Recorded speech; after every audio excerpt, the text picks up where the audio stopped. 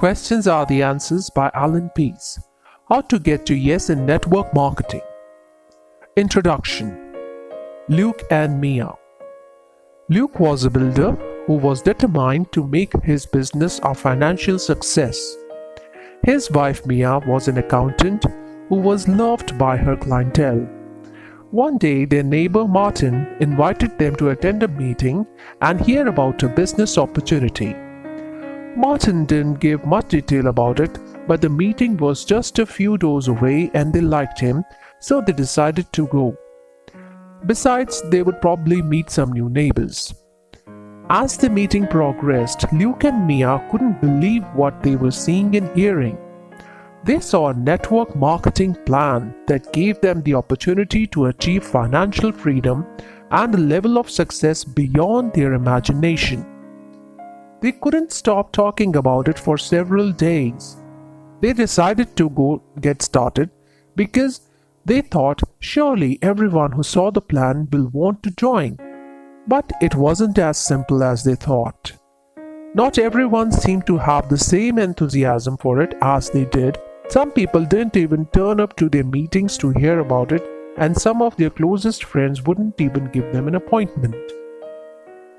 Despite this, they gradually built a solid business. But it wasn't going as fast as they would have liked.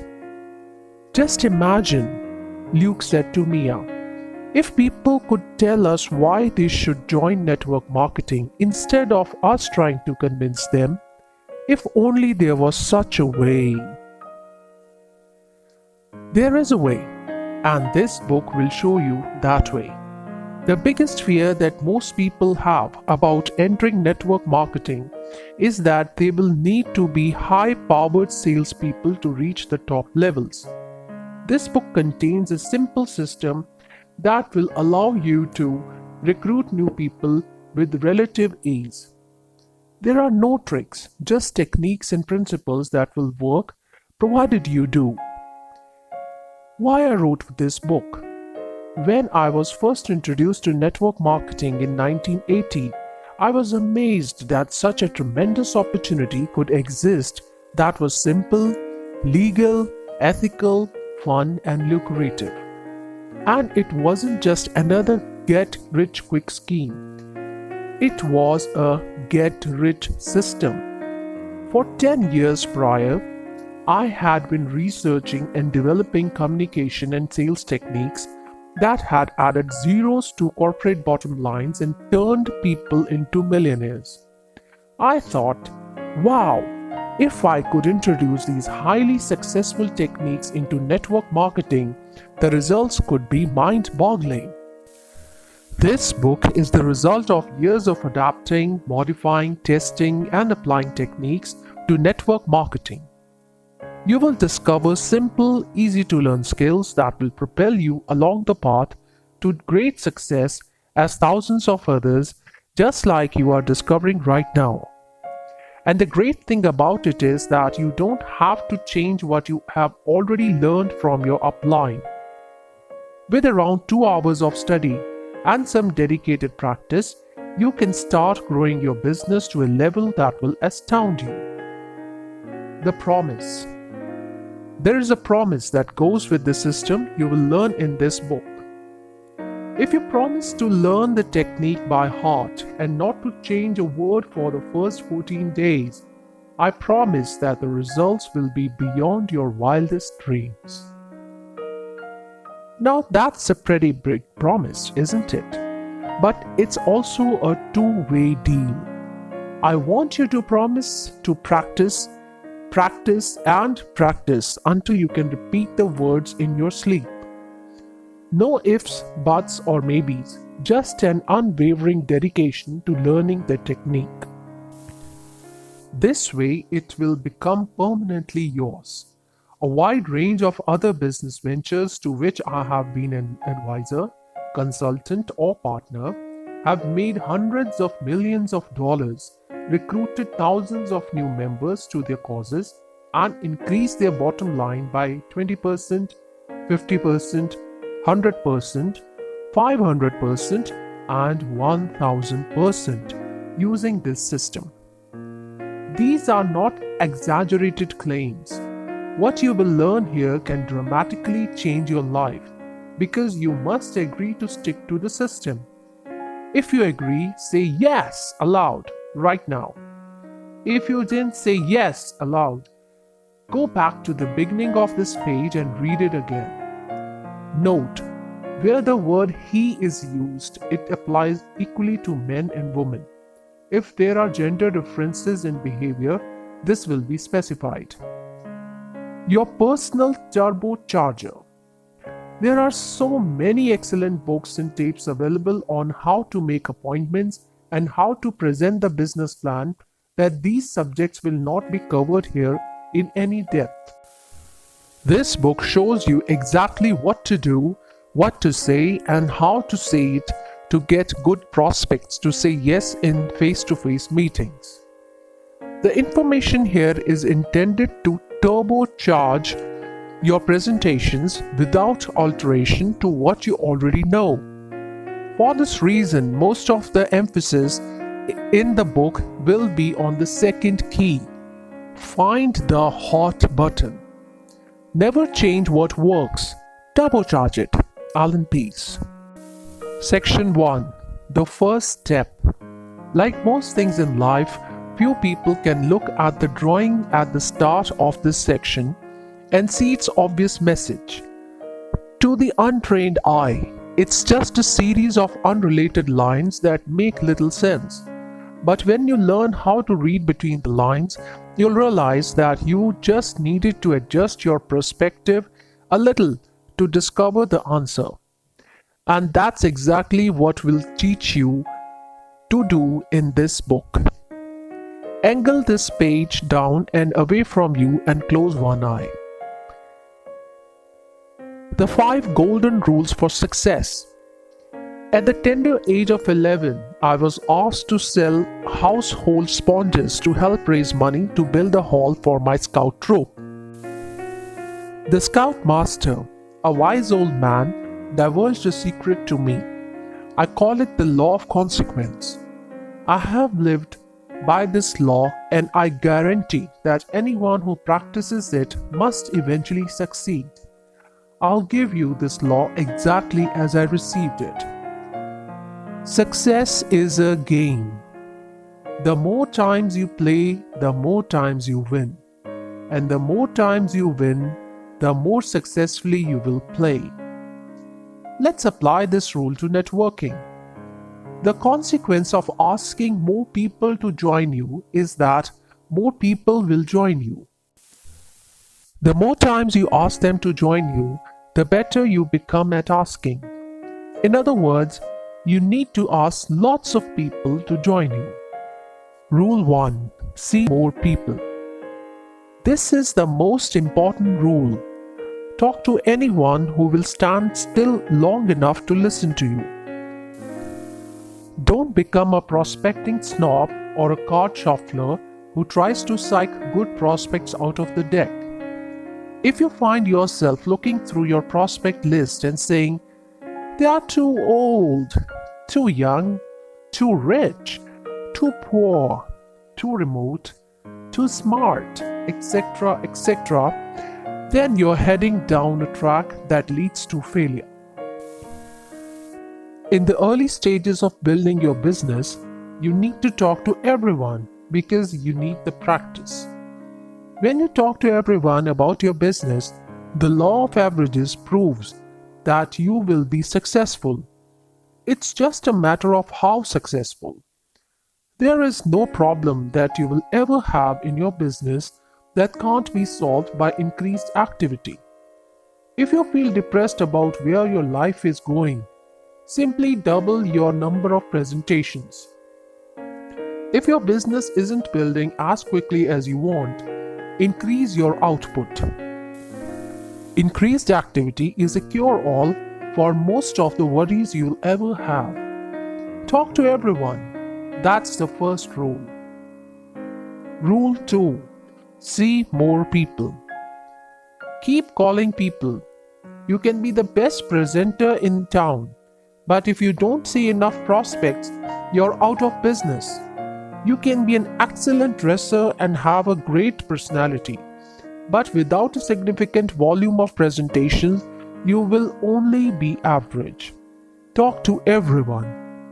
Rule 3. See more people. Many networkers just bumble along in the business and never reach their potential. They think it's because of the prospects they didn't convince. But that's not true. It's because of the prospects they didn't see. Continually tell your story. If you only obeyed these first 3 rules, you would become an outrageous success.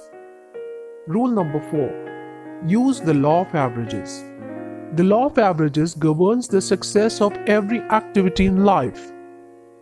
It means that if you do the same thing the same way over and over again under the same circumstances, it will produce a set of results that will always remain constant. For example, the average payout for a $1 poker machine is around 10:1.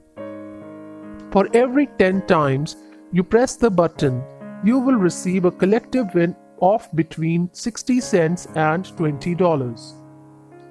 Your chance of having a win of $20 to $100 is 118:1. There is virtually no skill involved. The machines are programmed to pay out on averages or percentages. In the insurance business, I discovered an average of 1:56. This meant that if I went into the streets and asked a negative question like, "You don't want to buy any life insurance, do you?" one person in 56 answered, "Yes." This meant that if I asked this question 168 times a day, I would make 3 sales a day and be in the top 5% of salespeople. If you stood on the street corner and said to everyone who walked past, "How about joining me in a network business?" the law of averages would give you a result. Perhaps 1:100 would reply yes. The law of averages always works. When I was a kid selling household sponges door to door for 20 cents each, my averages were 10:7:4:2.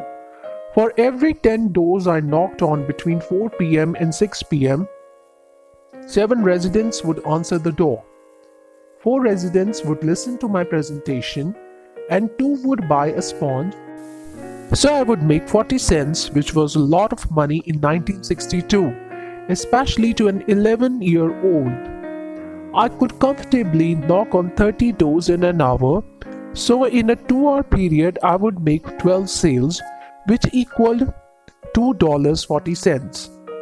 Because I understood how averages worked, I never worried about the 3 doors that never opened, and the 3 people who didn't want to hear my presentation, or the 2 people who didn't buy. All I knew was that if I knocked on 10 doors, I would make 40 cents. This meant that every time my hand touched a door, I would earn 4 cents regardless of what happened next. This was a powerful motivating force for me. Knock on any 10 doors and I would make 40 cents. Success was now all just a matter of how quickly I could knock on those doors. Record your ratios. Keeping a record of the averages and statistics of my selling activity was a powerful motivator. Soon I didn't care if a door didn't open, if someone wouldn't listen or didn't buy. As long as I knocked on lots of doors and attempted a presentation, I was a success. So now I could relax and have fun knocking on the doors. Recording averages and statistics keeps you positive and on track. This is the key to sustained motivation and handling of rejection. When your focus is on your averages, the rest doesn't bother you. You're motivated to make the next call as soon as possible. Without an understanding of averages, you will be motivated by what happens to you next. If someone says no, you might become despondent.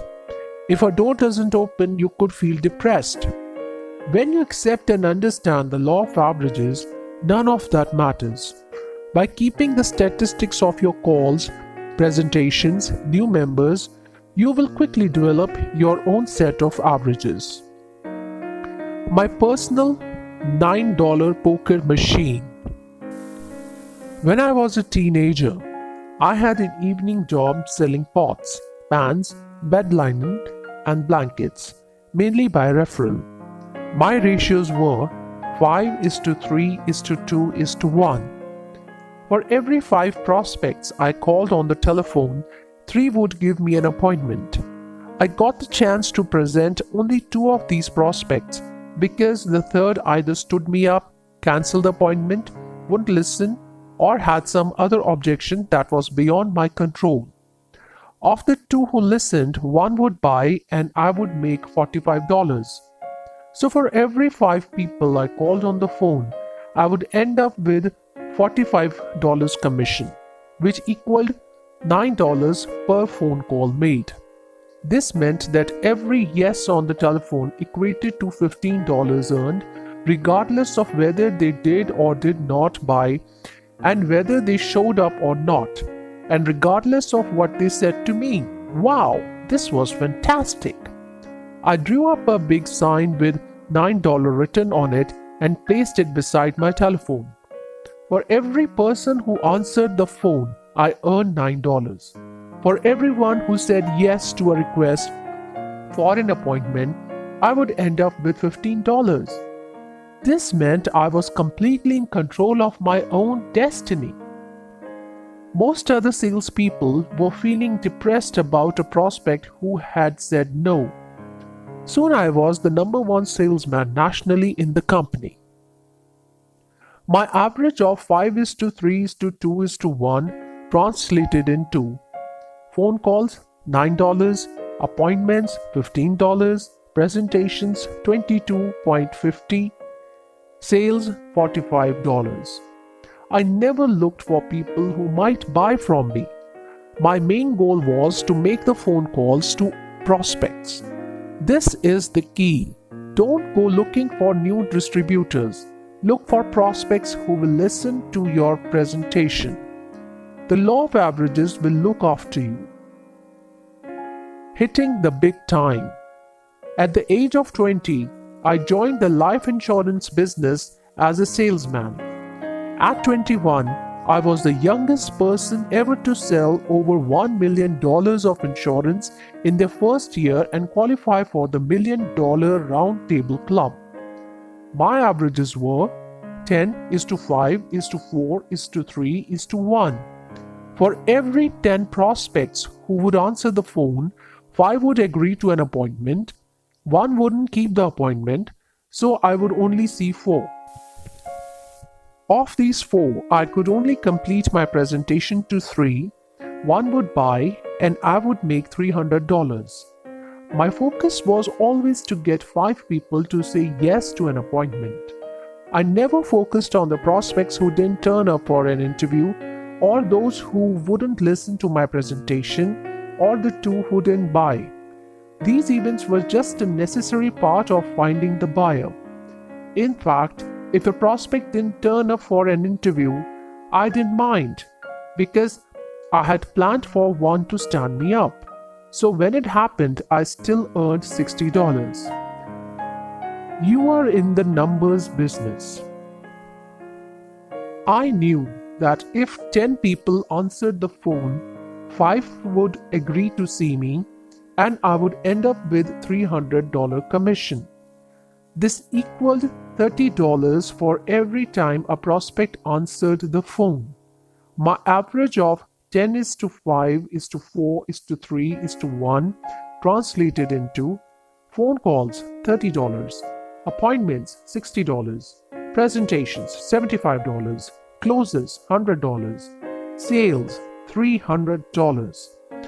By the age of 21, I owned my own home, drove a late model Mercedes Benz, and was living a very comfortable lifestyle.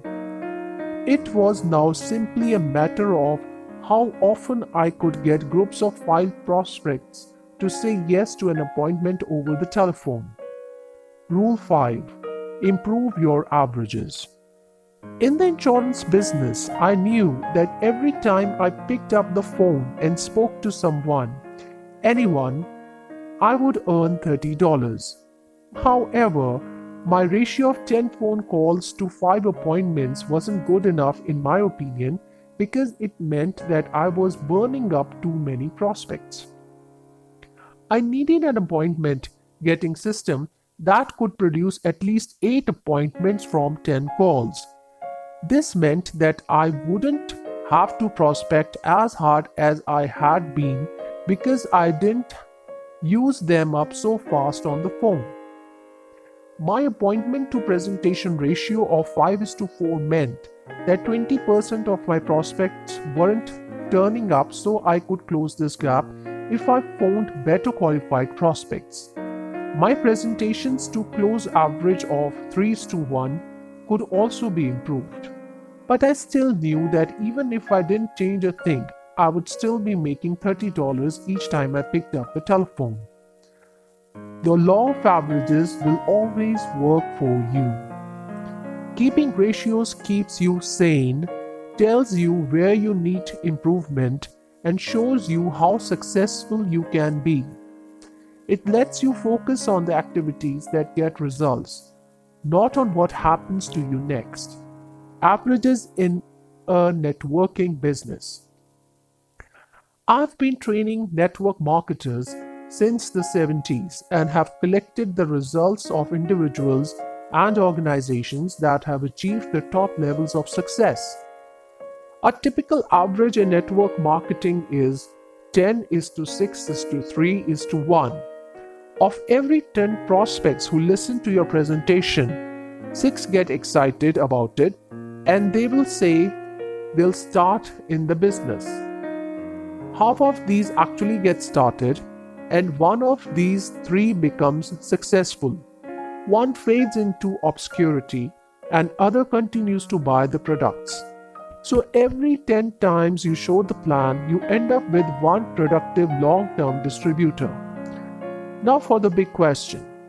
How long does it take you to talk to 10 people about the business? Your answer to this question will determine your growth rate. In the life insurance business, everyone sold $1 million worth of insurance. It just took some people a lot longer to do it than others. Some took 3 to 5 years to do it, while others did it in 1 year. That's where the prizes and awards lay. I became so organized in seeing people that I could sell $1 million every 12 weeks. So it was a planning problem, not a selling problem. Network marketing is exactly the same.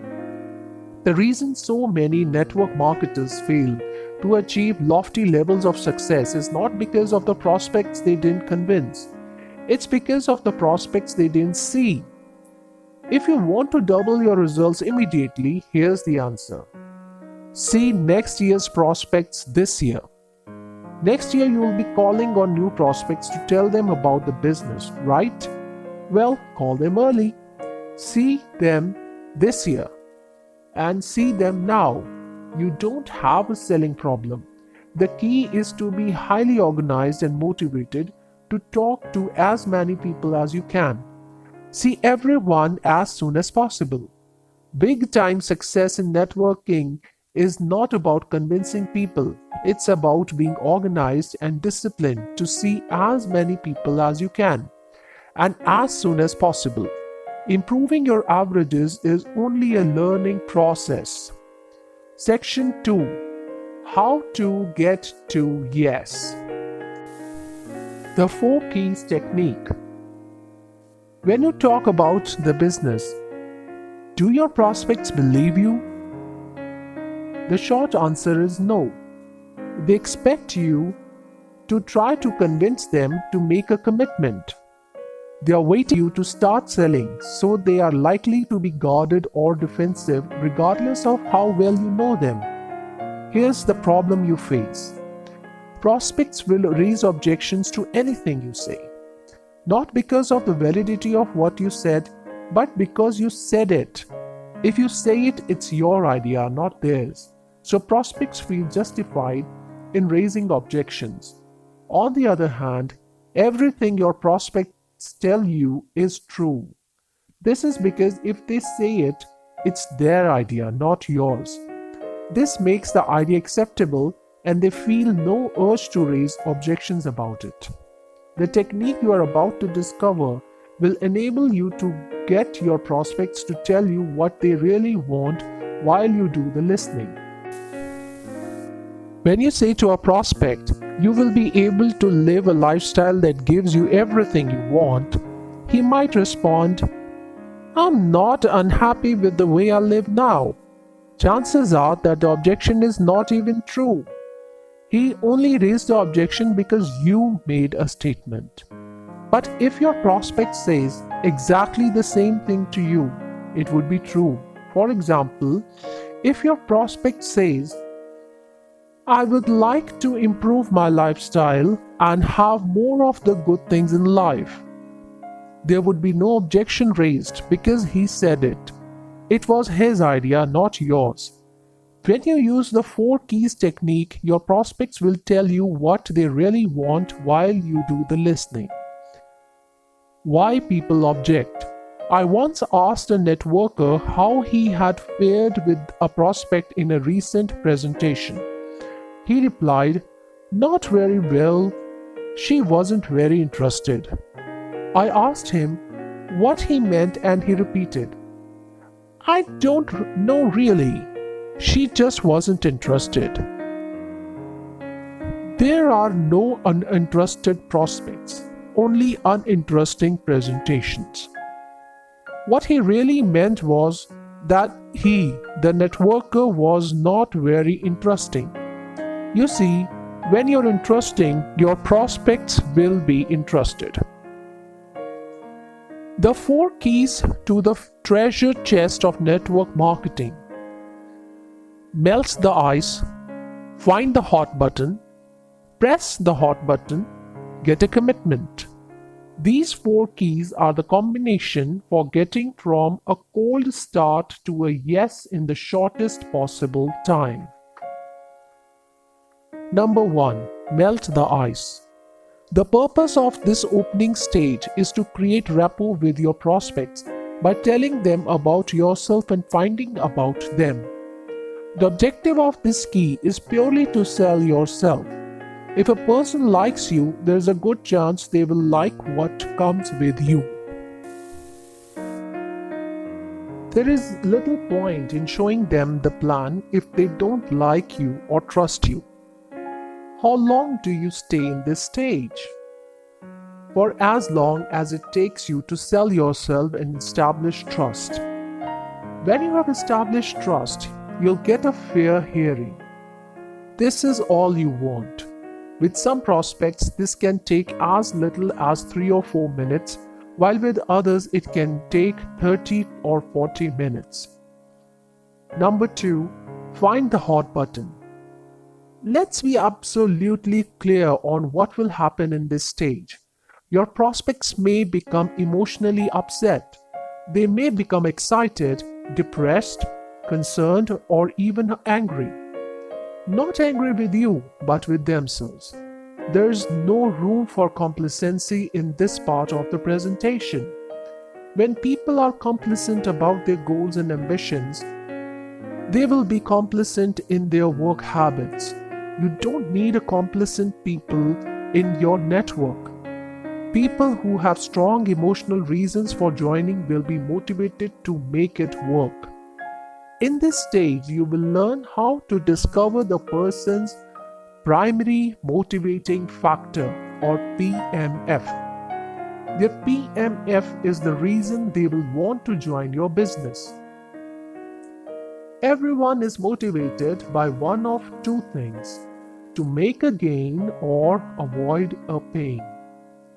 With this key, you will see how to uncover their primary motivating factor and how to light a fire under them once you have found out. This is where your prospects tell you what gains they want to make and what pains they want to avoid. This is really because your prospects will be verbalizing their hopes, dreams, and fears. Why people buy? Our research has shown that most people's primary motivating factors for joining a network marketing organization are extra income, financial freedom, have own business, more spare time, personal development, helping others, meeting new people, retirement, leaving a legacy. When you study this list, you will notice that one of the reasons listed was your primary reason for wanting to have a network marketing business. There are probably some secondary reasons too, but one reason always takes precedence over the others. This is your primary motivating factor. While the primary motivating factor is of absolute importance, it's critical to understand that not everyone's primary motivating factor for joining network marketing is the same as yours. For example, you might love chocolate ice cream. This doesn't mean that everyone does. Some people prefer strawberry or caramel. But if you love chocolate, not only will you find it easy to talk about it, but you will also want to share it with everyone. And you would find it difficult to understand why everyone didn't like it. Most people do like chocolate ice cream, but it is not necessarily everybody's number one choice. Some people are even allergic to it.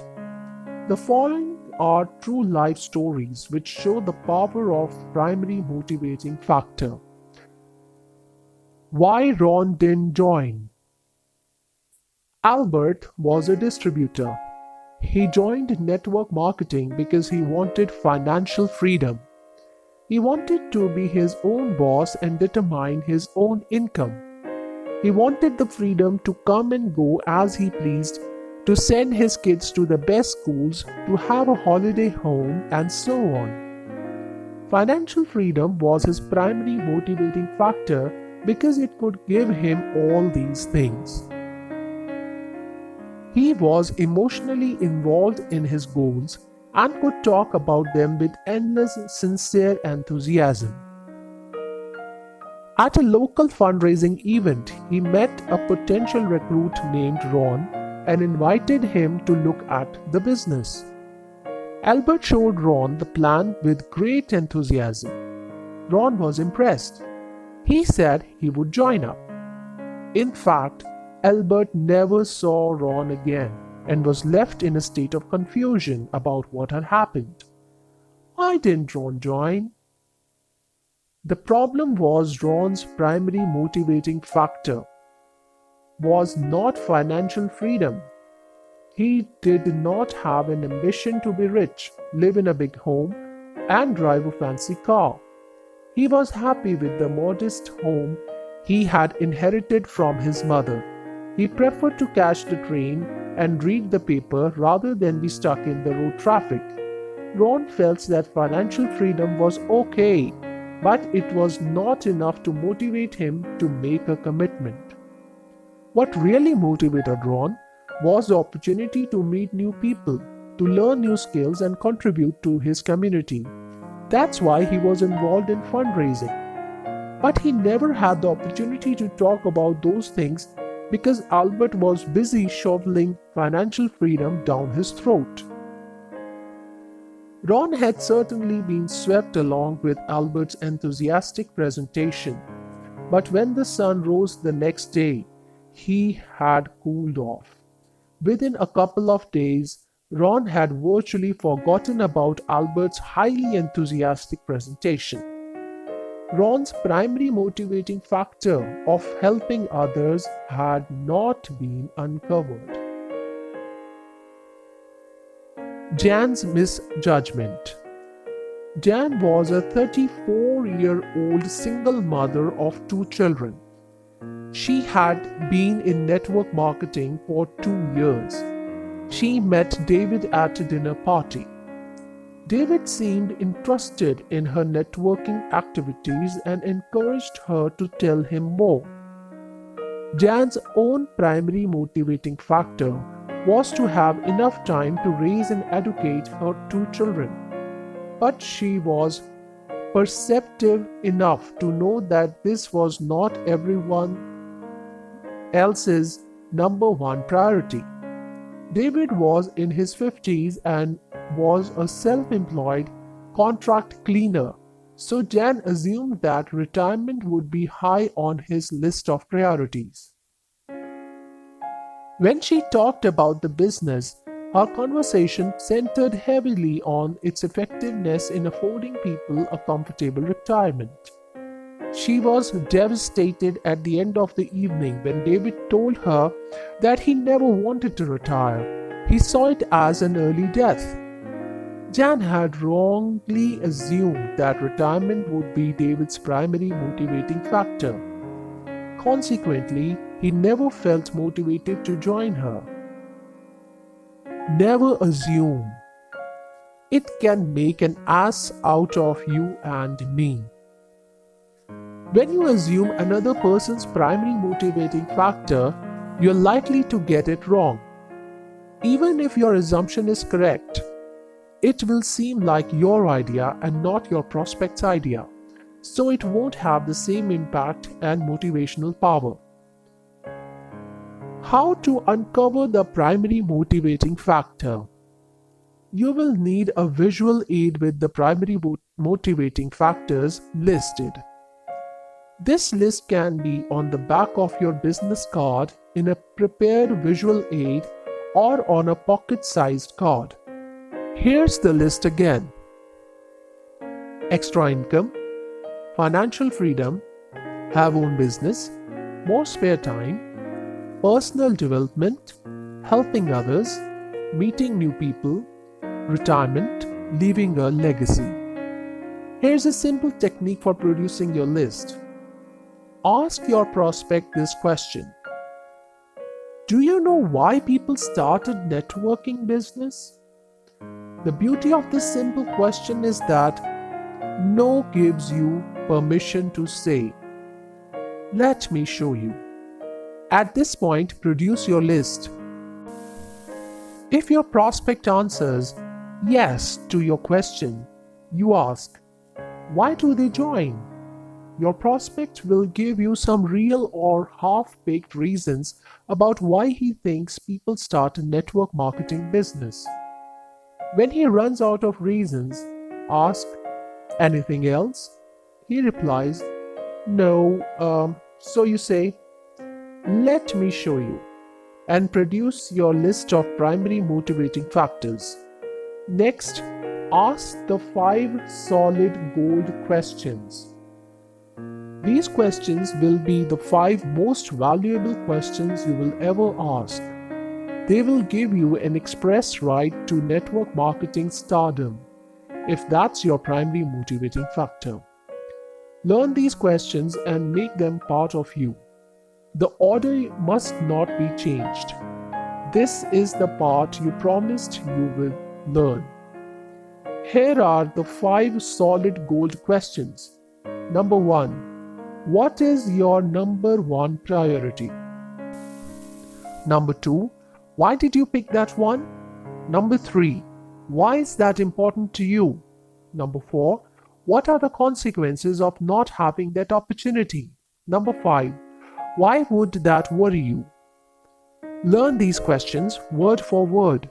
Don't get sidetracked when you ask them. It is critical that they are kept in order. Some networkers prefer to use the curiosity approach when they talk to new prospects, while others prefer the direct approach. In the following examples, the approach used tends to be more direct because it's simpler to demonstrate. The transcripts are of real interviews. Angie meets Ray and Ruth. Ray and Ruth were a couple in their mid-20s who had just moved into their new home 2 doors down from Angie. In the course of neighborly conversation, Angie mentioned that she was involved in a marketing business and would be happy to give them the opportunity of seeing how it worked. Ruth said that she didn't think they would be interested because they didn't have much time available. Ray worked 2 jobs and she said that at night her hands were full settling into the new home. Angie said that she found that this was the case with most people who had 2 jobs and were just moving into a new home. But she would be happy to show them anyway, as they may be interested sometime in the future. Angie invited them to drop by her home for a coffee. "Would Saturday afternoon around 4 be okay?" she asked. Ray and Ruth agreed. They arrived at 4 o'clock, and after a chat and coffee, Angie told them that it was a networking business. Ray and Ruth told Angie they had heard about networking, knew people who had tried it and failed, thought it had something to do with soap, and asked, "Is it like Amway?" Here's how Angie handled it. Angie: "Do you know why people start a networking business?" Ray: "That's a bit like pyramid selling, isn't it?" Angie: "Let me show you how." Angie, casually producing her PMF card: "These are the main reasons people start in network marketing. What would be your number one priority?" Ray: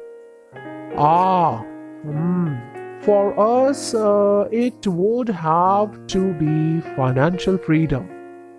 Ruth, firmly: "That's for sure." Angie: "Why did you pick that one?" Ray: "Because I work 2 jobs to pay the mortgage, and Ruth works overtime so that when we decide to start a family, we'll have a nest egg to fall back on. We want our kids to have a good education, and we don't want to always be scratching for money." Angie: "Why is that important to you?" Ray: "As I said, we want to get the house paid off and give our kids a good education. Ruth and I never had those opportunities." Ruth, taking over: "That's right. My parents always struggled to make ends meet. We don't want our lives to be like that." Angie: "What would be the consequences of not having financial freedom?" Ray: "We'd be in the same boat as our parents. It would mean strict budgeting and really making ends meet." Ruth: "It costs a lot to give your kids a good education. Without extra money, we wouldn't be able to give them that head start in life." Angie: "Why would that worry you?" Ray, sounding tense: "Like we said, if you don't try to achieve financial freedom, it will only ever be a struggle. And who wants that?" Ruth: "Plus, we'll need to plan for retirement. That's why we work so hard now." Analysis: Nothing was said in this conversation that wouldn't be said with any similar couple. The difference, however, is that in this conversation, Andy used the 5 solid gold questions, and Ruth and Ray disclosed their primary motivating factors. Even if Andy had been lucky enough to pick financial freedom as their PMF, Ray and Ruth would have thought it was her idea, not theirs.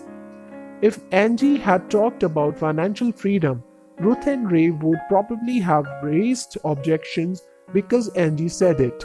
But because they had said it, it was real. There could be no objections. Let's consider these 5 questions. Number 1. What is your number 1 priority? The real question was, why would you join my network marketing business today? Ray said their primary motivating factor was financial freedom. That's why they would both join. Number 2. Why did you pick that one? This question really asks, why would you join for that reason? They both explained that they wanted to pay off their house, give their kids a good education, and never be short of money. Number 3. Why is that important to you? This question asks, tell me again, why would you join for that reason? Ray said, as I said, and repeated himself, reinforcing the reasons why they should join the business. Ruth also joined in with more reasons why financial freedom was the number one reason they should join. After all, her parents had difficulty in making ends meet, and she didn't want to live in similar circumstances. Number 4. What would be the consequences of not having financial freedom? This question really asks, what will happen to you if you don't join? Now they both became excited. They told Angie they didn't want to end up like their parents, and they didn't want their kids to miss out on a good education because there wasn't enough money. Number 5. Why would that worry you? This question asked them to repeat their number one priority. They both became animated. They emphasized again and again why financial freedom was the number one reason they would join the business today. They told Angie.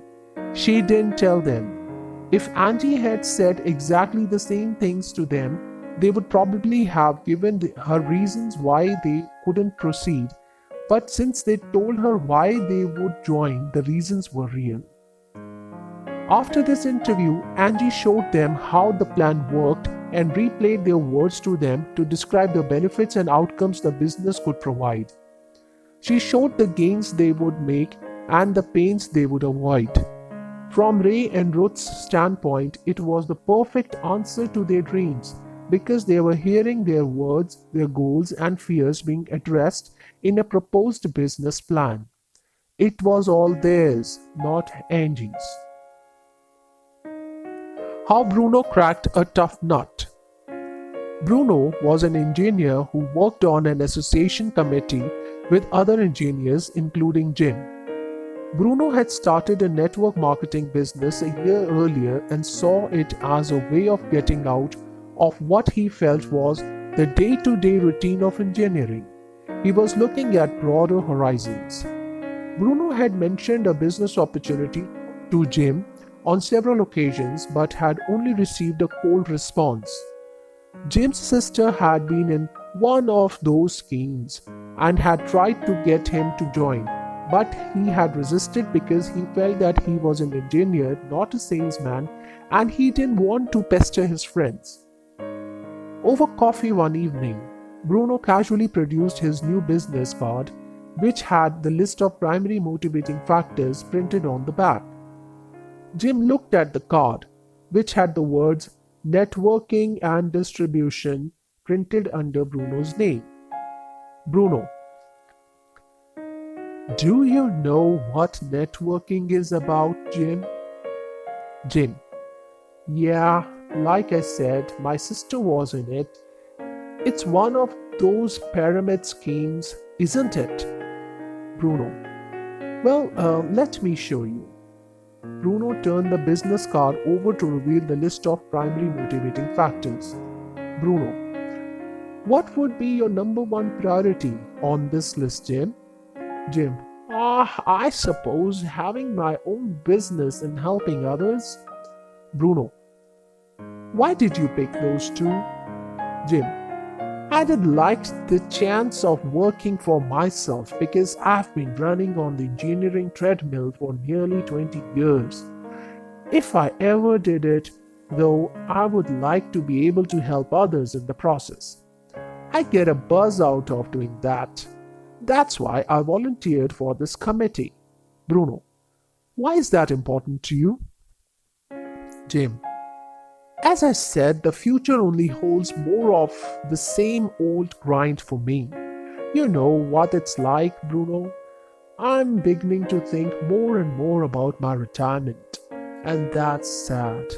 I did like to do something else, but at age 38, It's too big a risk to take.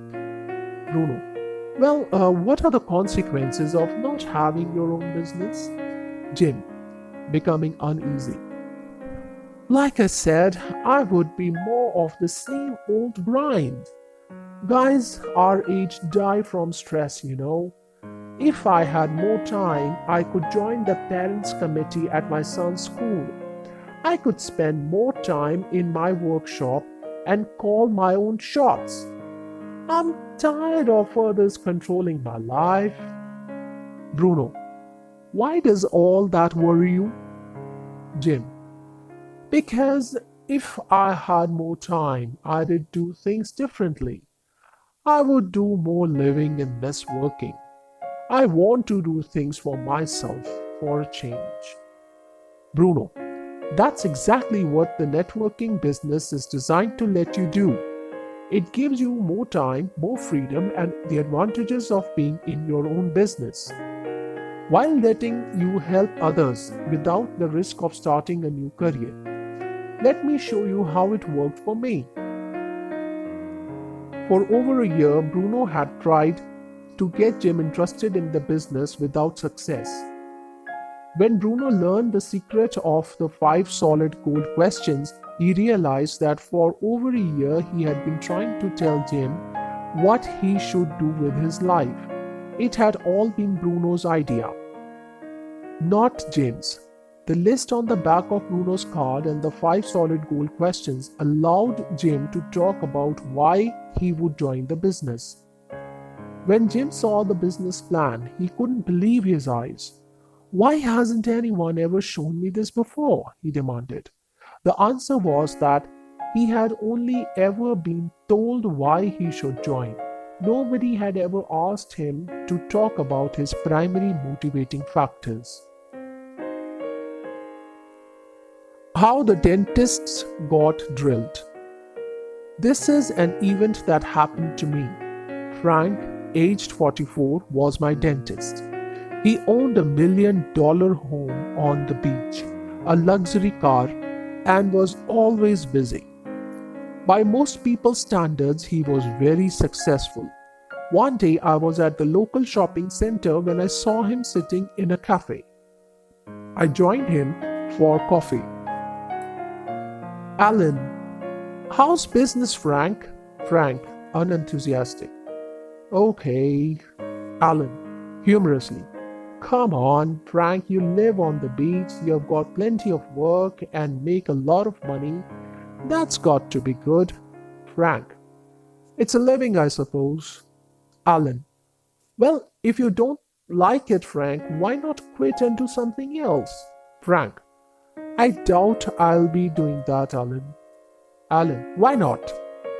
Frank, in a matter of fact tone: because I'm a dentist. I've always been a dentist. That's what I do.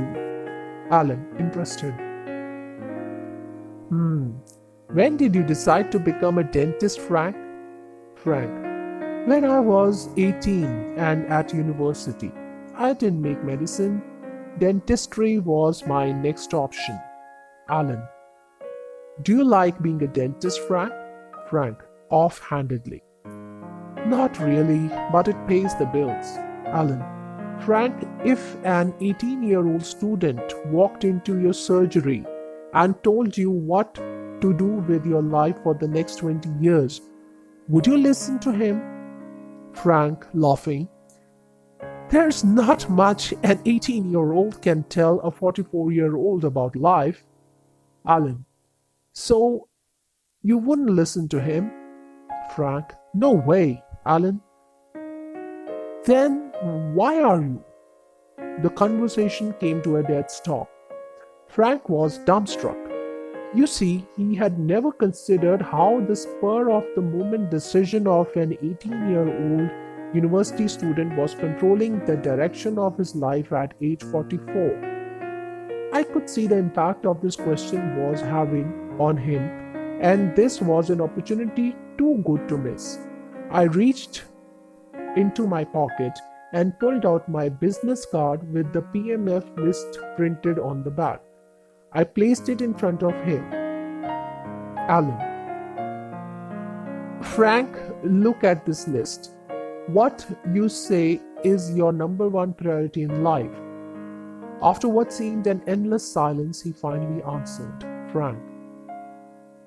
More spare time. Allan, why did you choose that one? Frank.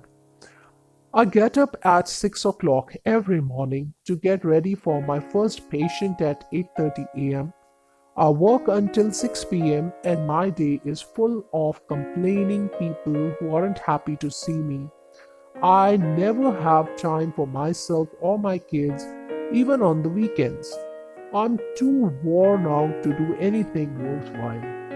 Free time is something I've never really had. Allan, why is that important to you, Frank? Frank, becoming uneasy.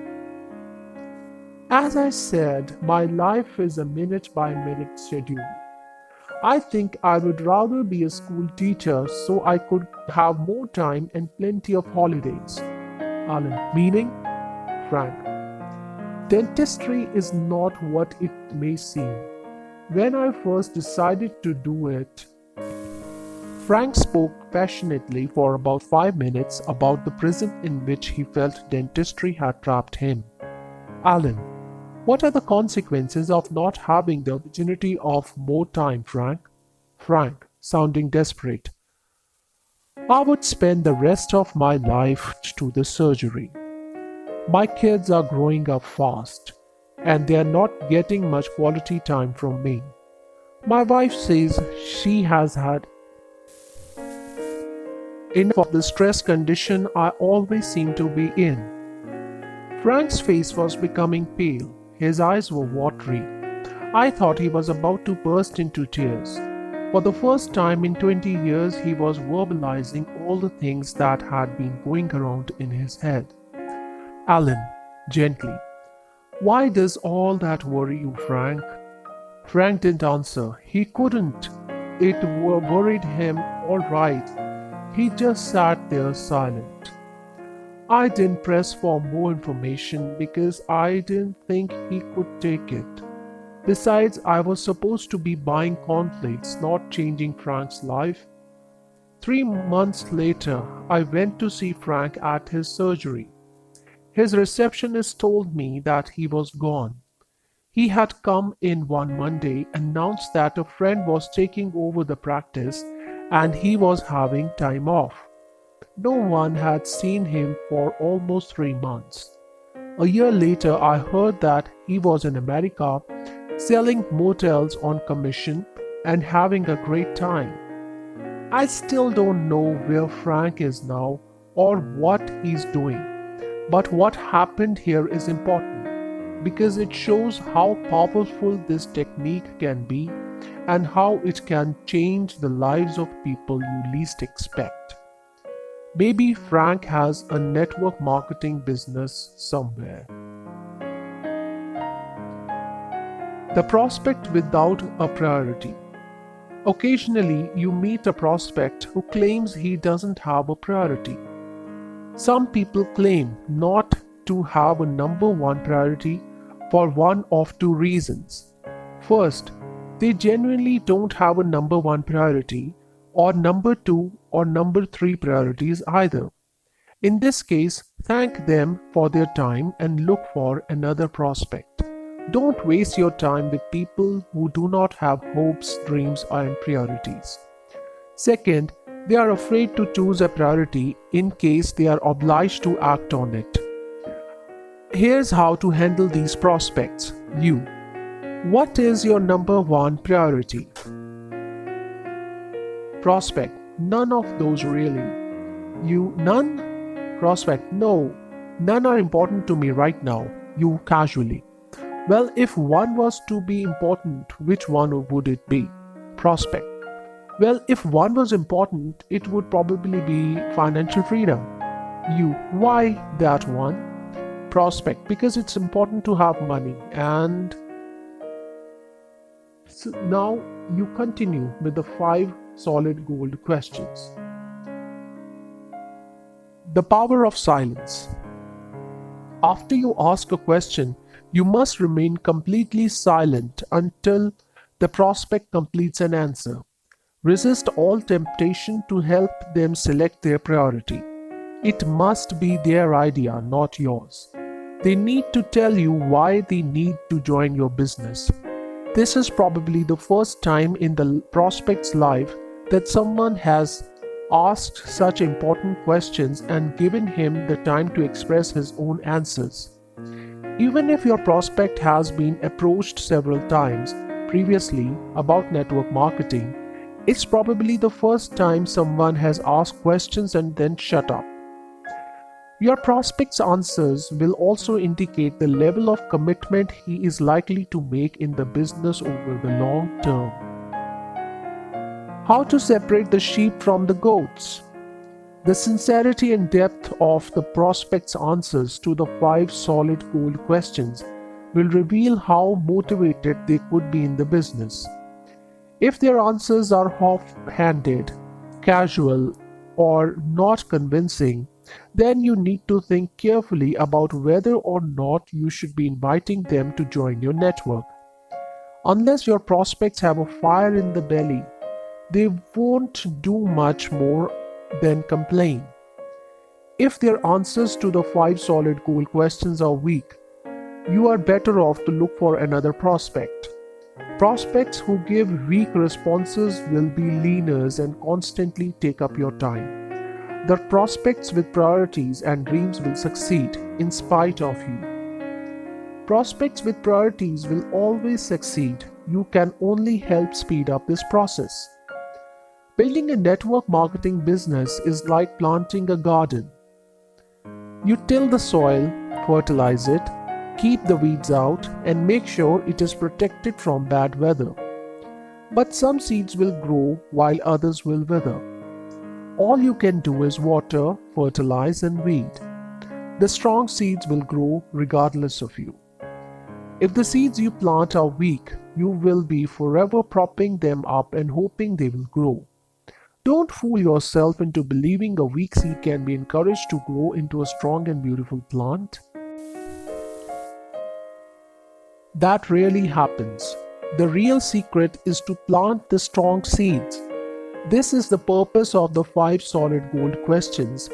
They will test the potential strength of the seed before you plant it. If a prospect is not strong with his answers to the questions, he could be the wrong prospect. Perhaps the timing is wrong for him, or he may simply become a purchaser of the products. Sponsor as many prospects as possible, but spend most of your time with the strong seeds. Using the list with a group. With a little practice, you will find this step an amazing way to make a presentation to a group of prospects. You can either use a prepared PMF list, or you can ask the audience to call out the reasons why people would join a network marketing group. With a prepared list, you ask someone, "What is your number one priority?" And you're away. Then repeat the process for a second and third prospect, and very quickly you'll have the entire audience telling you why they want to join the business. If you prefer to write the list by hand during your presentation, ask each person who volunteered a priority, "Why did you choose that one?" and follow through with all the questions. It's a great fun to have an entire group telling each other why it's important to join, and you never have to make a statement. All you have to do is nod your head and give encouragement. Number 3. Press the hot button. Showing the plan. This is where most network marketers shine. This is where you demonstrate how your plan is the solution to the hopes, fears, and dreams that were uncovered in the second key. Find the hot button. Your upline will have shown you a system of presenting the business plan that is proven and gets results. It's critical, however, that you understand meant. The business plan is only a solution to a problem or the way to realize a dream. A solution should make logical sense, but logic only opens the mind. The 5 solid gold questions unlock the emotions and motivate the right prospects to want to find their own solution. When you show only solutions without having first uncovered a person's primary motivating factor, their prospect is likely to be swept up in the enthusiasm of it all, but not be emotionally motivated. That's why prospects often go cold within a few days. When you show the plan, use your prospect's own words in the plan. For example, so this means you can control your own destiny and you would have more time available to spend with your family. Or this means you can retire in the style and comfort you said you wanted. When you repeat your prospect's words as you show the business plan, it becomes personal to them. It becomes meaningful and motivational. It's their ideas and words, not yours. Number 4. Get a commitment. When you use these techniques exactly as presented, asking your prospect to join you is not a dramatic event. They should be so fired up with their own enthusiasm that getting started in the business is the obvious course of action. Always approach your presentations with the attitude that getting started is the perfectly natural thing to do. Your style should be business-like but relaxed, as though you do it every day. The important thing to remember is that when the time is right for your prospects to join the business, you must ask them to join. Be clear, confident, and definite and tell them that you want them to join. Today, not tomorrow. Why this system works? The 4 keys system is a proven way for getting to yes, so you must stick to the formula to achieve maximum results. Most network marketers that I have met are good in the melt the ice stage. They have learned how to talk with others in a friendly way and build rapport. Most, however, do not have an effective find the hot button stage. They go straight from melt the ice to press the hot button. Even if their presentation of the business plan is an excellent one, the prospects are not necessarily motivated to action because they are not emotionally disturbed. This is the main reason why so many prospects can become excited by your presentation of the plan but have completely cooled off a day or two later. Some networkers get so carried away with showing the plan that they can sell the idea but then keep talking so much that they buy it back. The business plan is only the solution to pains your prospects want to avoid or to gains that they want to make. There is no point in showing the plan until you have uncovered a prospect's primary motivating factor and have him fired up about it. If you are great at finding hot buttons, there is no need to be overly concerned about getting a commitment. When you know how to get prospects emotionally disturbed, they will start looking for their own solutions to their problems. Find hot buttons and press them, and building your network will be simple. Section 3. 6 strategic skills for powerful presenting. Here are 6 subtle but dramatically effective skills that will put potency into your presentations. Skill 1. Bridging. Bridging is a technique that keeps the conversation moving and avoids the situation where you might talk too much or your prospect talks too little. It's frustrating to think of a brilliant open-ended question and to receive a short answer in reply. True life story. How Sue warmed up a cold fish. Here's an example of Sue, the distributor, trying to build rapport with her prospect Fred. Fred worked for a computer company and agreed to give Sue a hearing during his lunch break. Fred seemed a little abrupt at first and didn't sound like the conversational type, which Sue found a little daunting. Sue: how do you happen to get into this business, Fred? Fred: I've always been interested in computers. At this point, Sue doesn't have much information to work with, so she had forced to ask another open-ended questions. Sue, what do you like most about the computer business? Fred, it's always changing. Again, a short answer forces her to think of another open-ended question in an attempt to pry open this hard-nosed plan. The problem is, even if she kept asking good open-ended questions, after a while the conversation would begin to sound like an interrogation with Sue as the chief of police. Prospects who give short answers can be best handled with bridges to keep them talking. Powerful bridges include meaning, for example, so then, therefore, then you, which means each bridge must be followed by silence on your part. Fortunately, Sue had learned how to use bridges, and this is how her conversation with Fred really went. Sue, how did you happen to get into this business, Fred? Fred, I have always been interested in computers. Sue, meaning? Fred, meaning the installation of network systems into large and medium-sized business. Sue, which means? Fred, which means I help improve the overall efficiency of a business by creating software that makes their life easier. Sue, for example? Fred, well, for example, yesterday I installed the system for a company that had serious accounting problems. They called me, and in this case, Sue has not only successfully cracked a tough nut, but she doesn't sound like an investigator. And she's not doing most of the talking.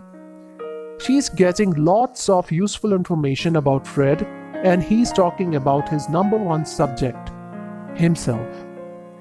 When you use a bridge, do these three things. Number 1, lean forward, palm out. Number 2, stretch the last letter of the bridge. Number 3, lean back and shut up. Using bridges to keep things moving. Leaning forward with your palm out does two things. First, it non-verbally says that you are non-threatening, and second, it tells the listener that it is his turn to talk by handing over the control. Stretching the last letter of the bridge almost converts it into a question, but not stretching it can make it sound like a statement. For example, Fred, so businesses can operate more efficiently. Sue, which means? Fred, which means people's lives are made easier and they can deal better with their customers. You know, most businesses don't have a good system, and by not stretching the last syllable of a bridge, you can make it sound like a statement or opinion. It can even sound affronting.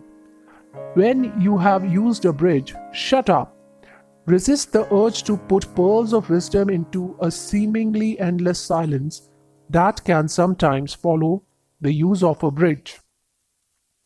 The open palm shows that the responsibility to speak next has been given to the prospect, so let him come up with the next statement. The body language of listening. Here is an example of how bridging can uncover hidden motivations and draw out information from a prospect. After you have given the control, you lean back with your hand on your chin in the evaluation position. This quickly conditions the listener to continue talking for as long as you are leaning back.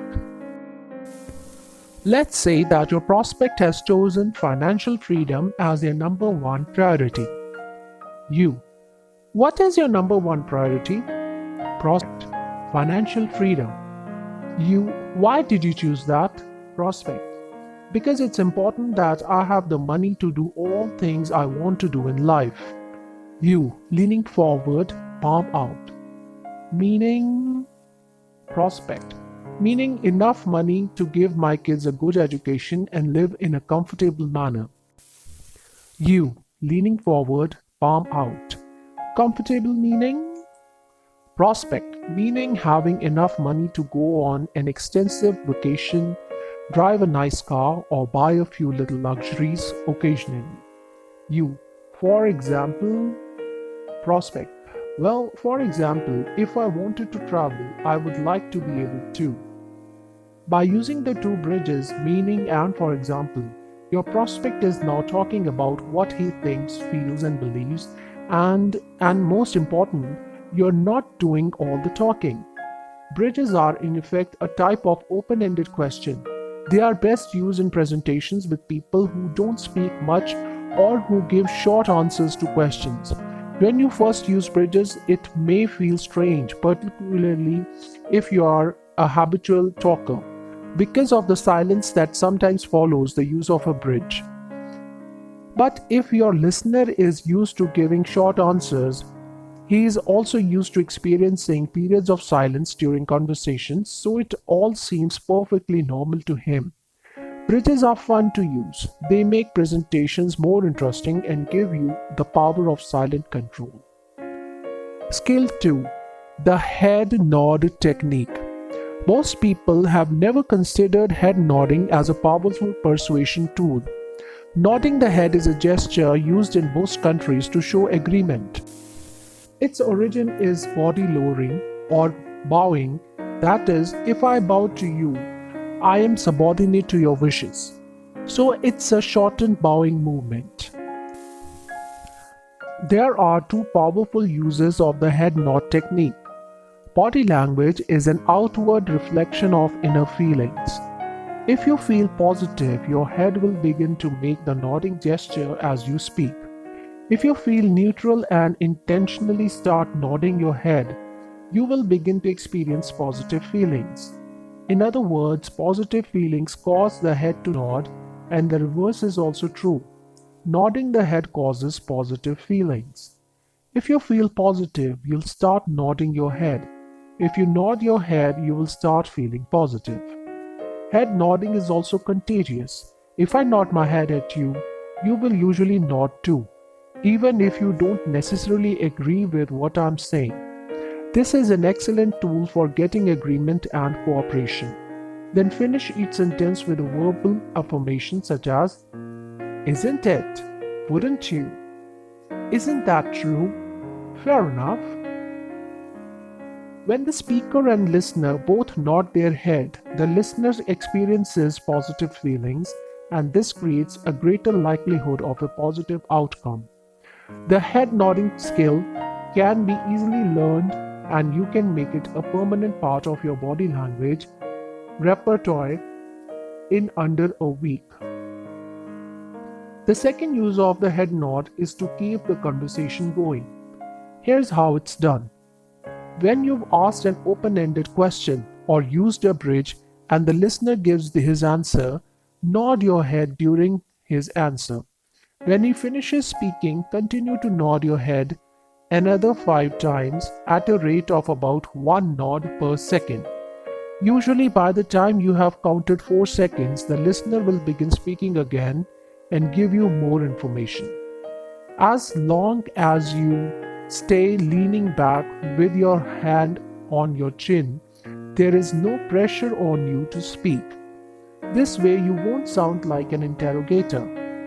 When you listen, put one hand on your chin and give it light strokes. Studies of this gesture shows that they encourage others to keep talking for longer periods of time. Skill 3. Minimal encouragers. As the other person speaks, encourage him to keep going by using minimal encouragers. These include, "I see." "Uh-oh." "Really? Tell me more." Minimal encouragers can more than double the amount of information the other person gives you. Minimal encouragers combined with the head nod technique and bridges are the most effective tools you can learn to keep the presentation rolling along. Skill 4. How to keep eye control. Research shows that of the information relate to a person's brain in the face-to-face presentation, 87% comes via the eyes, 9% via the ears, and 4% through the other senses. If, for example, your prospect is looking at your visual presentation as you're speaking, he will absorb as little as 9% of your message if the message is not directly related to what he sees. So, if you draw a picture of a house while talking about travel, he may not follow your story. If the message is related to the visual presentation, he will absorb only 25 to 30% of your message if he is looking at the visual presentation and not directly at you. To maintain maximum eye control, use a pen to point to your presentation and at the same time verbalize what your prospect sees. Next, lift the pen away from the visual aid and hold it midway between his eyes and your eyes and nod your head as you speak. Look over the top of your pen at your prospect's eyes and point only at where you're looking. This has the magnetic effect of lifting your prospect's head so that he is looking at your eyes and now he sees and hears what you're saying, achieving maximum impact with your message. Be sure that the palm of your other hand is visible when you're speaking, maintaining a non-threatening atmosphere. Skill 5. Mirroring. When two people are mentally in sync with each other, their bodies also move into physical synchronization by adopting similar postures and by using same gestures. The purpose of this behavior is to create rapport between the participants and avoid conflict. Non-verbally, this behavior is saying, "I'm the same as you and I agree with you and your attitudes." Being in sync to bond with another person begins early in the womb, when our body functions and heartbeat match the rhythm of our mother. That's why mirroring is a state to which we are naturally inclined. As a result, we intuitively copy the people with whom we feel rapport. You can see this occur at business meetings or social events with people who are getting on well with each other. It also explains why, after years of living together, people can start to resemble each other. Then they buy a dog that looks like both of them. Monkey see, monkey do. The two people in the next illustration show a typical example of how mirroring looks. They are standing with identical postures, holding their drinks the same way, probably the same drink. They dress alike and use similar vocabulary. If one puts his hand in his pocket, the other copies. If the other shifts his weight to the opposite leg, his friend does too. For as long as the two agree and the rapport exists, the mirroring will continue. Mirroring makes others feel at ease. It's a powerful rapport building tool. Slow motion video research shows it can include simultaneous blinking, nostril flaring, eyebrow raising, and even simultaneous pupil dilation or contraction. This is remarkable because these micro gestures cannot be consciously imitated. Creating good vibes. Mirroring the other person's body language and speech patterns is a dynamic way to build rapport quickly. When you meet a new person, mirror their seating position, posture, body angle, gestures, expressions, and tone of voice. Before long, they'll start to feel that there's something about you they like. They will probably describe you as easy to be with. This is because they can see themselves reflected in you. A word of warning: don't mirror too early in a new encounter. Many people have become aware of mirroring strategies since I wrote the book Body Language, and over 100 million people have watched the television series and training videos that followed. It's sometimes wiser to wait a few minutes before mirroring. Mirroring differences between men and women. Men's and women's brains are programmed differently to express their emotions. Women use more facial expressions and men rely more on body movements and gestures. Typically, a woman will use an average of 6 facial expressions in a 10-second listening period to reflect and feed back the speaker's emotions. Her face will mirror the emotions being expressed by the speaker. To someone watching, it can look as if the events being discussed are happening to both women. Here is a typical 10-second sequence of a woman showing she's listening. Sadness, surprise, anger, joy, fear, desire. A woman reads the meaning of what is being said through the speaker's voice tone and body language and registers her understanding by reflecting those emotions. This is exactly what a man needs to do to capture a woman's attention and to keep her listening. Most men are daunted by the prospect of using facial feedback while listening, but it pays big dividends for those who become good at it. Some men say, "She will think I'm weird," but research shows that when a man mirrors a woman's emotions, she will describe him as more intelligent, interesting, and attractive. Because of the evolutionary need to withhold emotion in public, to stave off possible attack, most men look like they are statues when they listen. Here is the same range of facial expressions used by a typical woman in a 10-second listening period. Sadness, surprise, anger, joy, fear, desire. It's all the same. This is a light-hearted look at the male listening approach, but recognizing the truth in the humor gives its edge. The emotionless mask that men put on while listening allows them to feel in control of the situation, but does not mean that they don't experience emotions. Brain scans reveal that men feel emotion as strongly as women do, but avoid showing it in public. The key to mirroring a man's behavior is in understanding that he uses his body to signal his attitudes, not his face. Most women find it difficult to mirror an expressionless man, but it gets results. If you are a woman, it means you need to reduce your facial expressions so that you don't appear overwhelming or intimidating. Most importantly, don't mirror what you think he might be feeling. That can be disastrous if you have got it wrong. You may be described as dizzy or scatterbrained.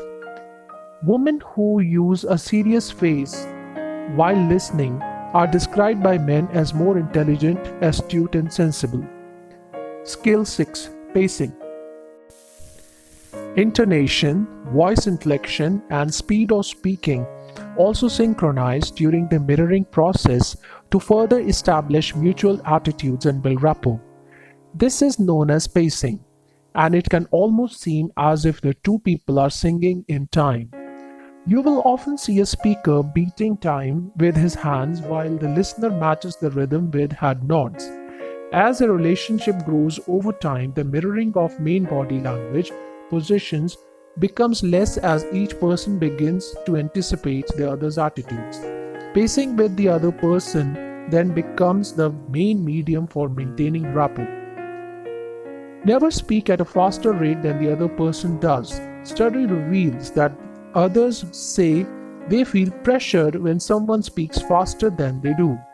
A person's speed of speech shows the rate at which their brain can consciously analyze information. Speak at the same rate or slightly slower than the other person and mirror their inflection and intonation. Pacing is critical when making appointments by telephone because the voice is your only medium, so you need to practice. Section 4. 6 tremendous techniques for making positive impressions. You will never get a second chance to make a first impression.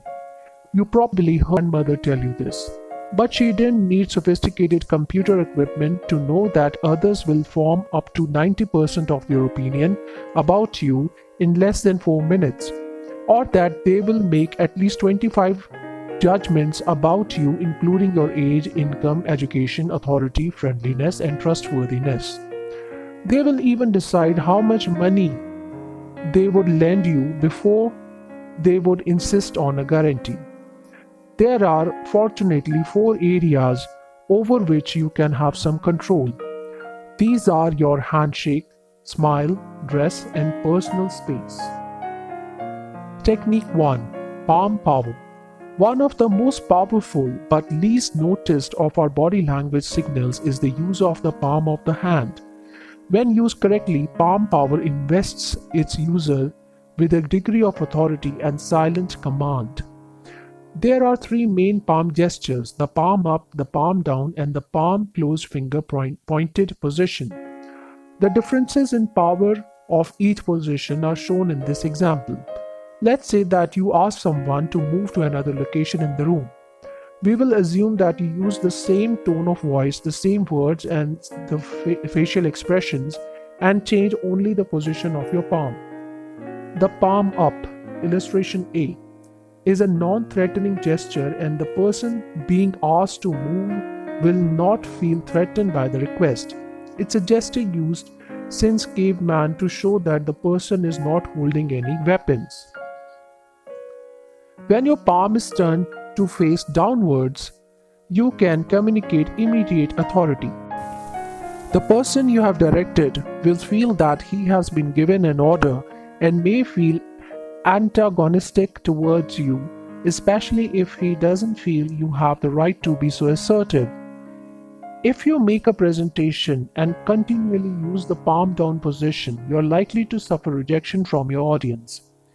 In illustration C, the pointed finger becomes a symbolic club with which the speaker figuratively beats his listener into submission. The pointed finger is one of the most irritating gestures that a speaker can use, particularly when it beats time with the speaker's words. Research into both the palm down and pointed finger gestures shows that listeners rate speakers who use these gestures as more aggressive, forceful, smug, or arrogant, and they can recall less of what the speaker said. This is because the listener was judging the speaker's attitude and not listening to the information. If you are a habitual finger pointer, try practicing the palm up and palm down positions, and you will find that a combination of these positions can create a more relaxed atmosphere, and you will have a more positive effect on your audience. Technique 2. The handshake. Shaking hands is a relic of the caveman era. Whenever cavemen met, they would hold their arms out with their palms up to show that no weapons were being held or concealed. Their palms in air gesture became modified over the centuries, and such gestures as the single palm raised, the palm over heart, and numerous other variations developed. The modern form of this ancient greeting ritual is the interlocking and shaking of palms, which in most non-ancient countries is performed both on initial greeting and on departure. The hands are normally pumped 3 to 7 times.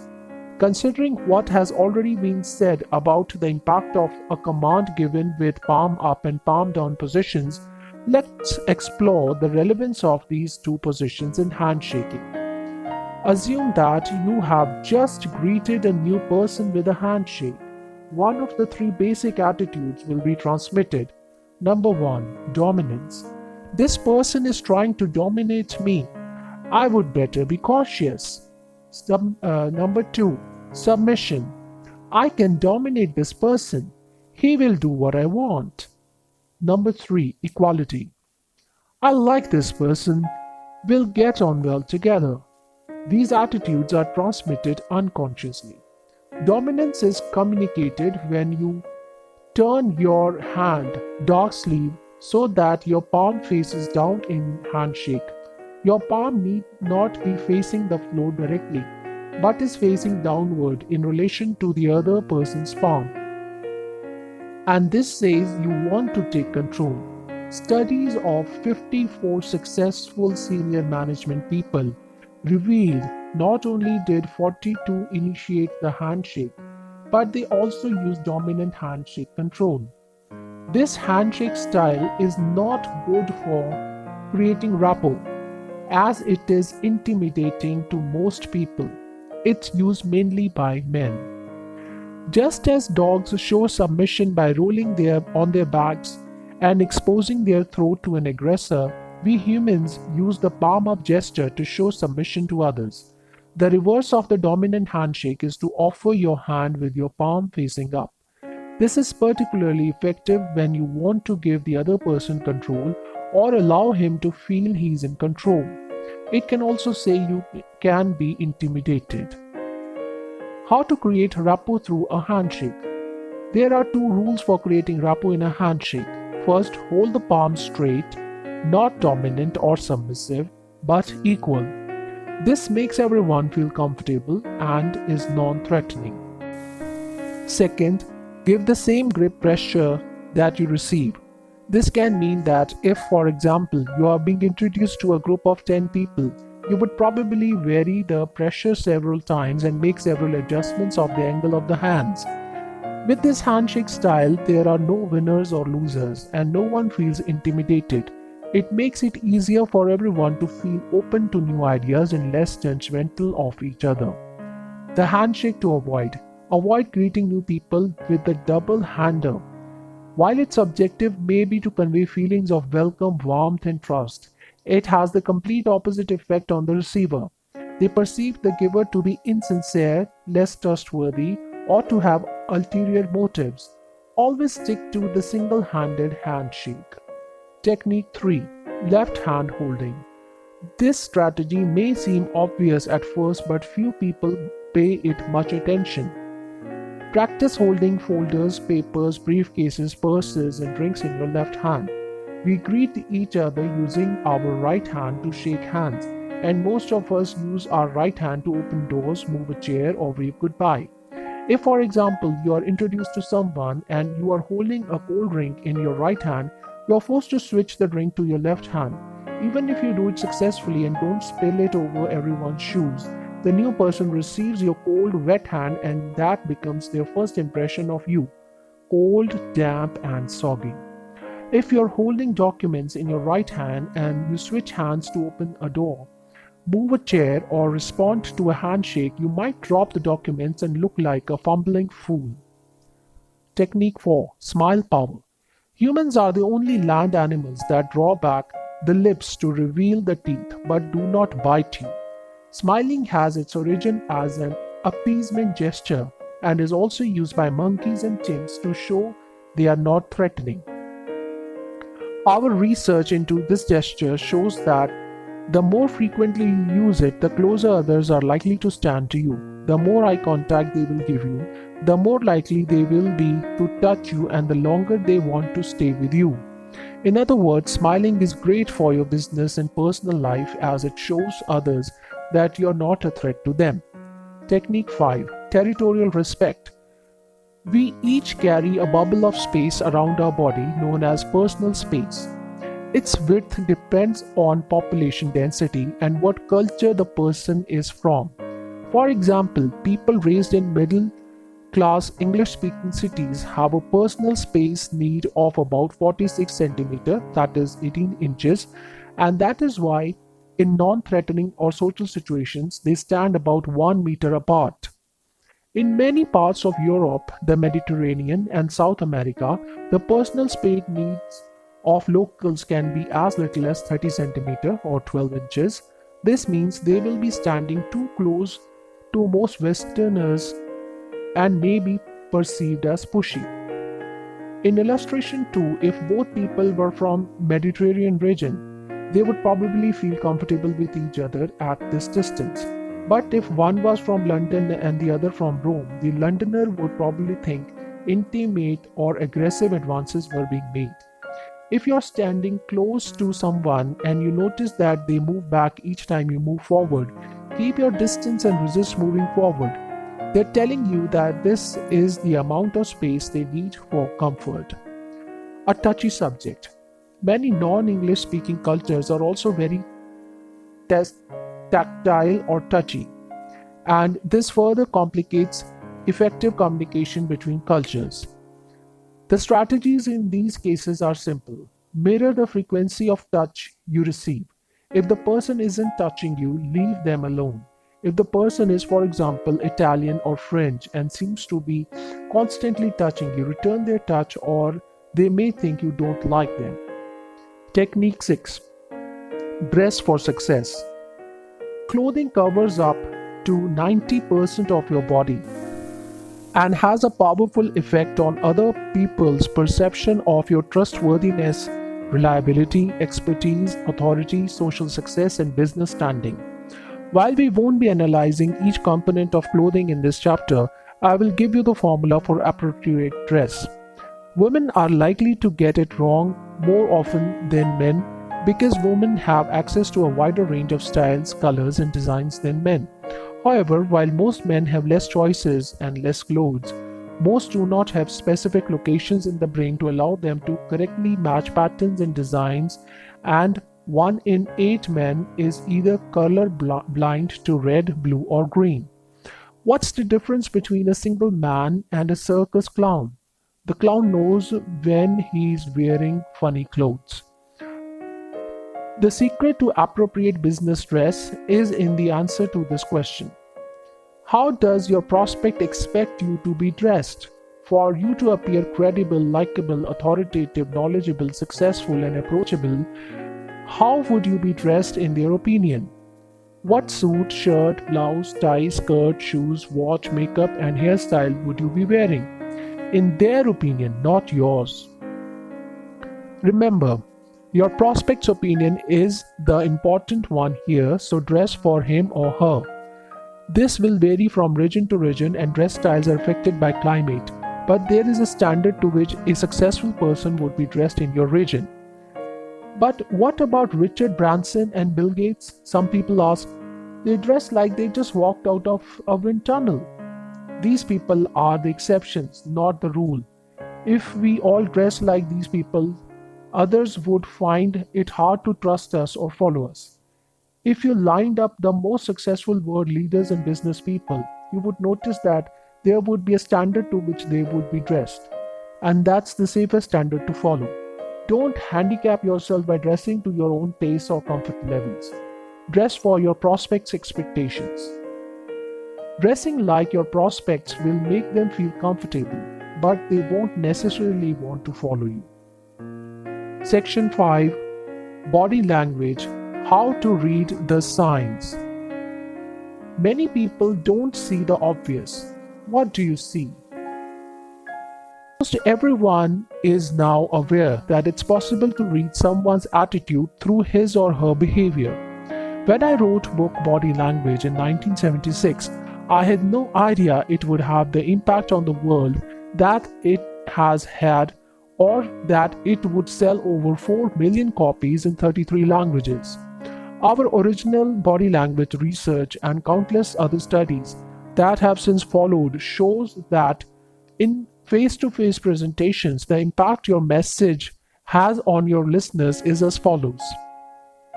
Words, 7 to 10% of total impact. Vocal, 20 to 30% of total impact. Body language, 60 to 80% of total impact. This shows that the way you look, gesture, smile, dress, and move has most of the impact on the other person's attitude towards you. The way you say things is 3 times more important than the words you use. The 3 rules for reading. Rule 1. Reading clusters. Like any language, body language consists of words, sentences, phrases, and punctuation. Each gesture is like a single word and may have several different meanings. It is only when you put the word into a sentence with other words that you can fully understand its meaning. Gestures come in sentences like clusters. Never try to interpret a single gesture in isolation. For example, scratching the head can mean a number of things: dandruff, fleas, sweating, uncertainty, forgetfulness, or lying, depending on the other gestures that occur at the same time. For a correct reading, always look for gestures clusters in groups of at least 3. Illustration 1 shows a typical critical evaluation cluster. Arm across the body, hand to face, thumb supporting the chin, legs crossed, and furrowed eyebrows. Never try to read a solitary gesture. It may be just an itchy nose. In this section of the book, we will be analyzing gestures individually, but this is not how they normally occur. They come in clusters. Rule 2. Consider the context.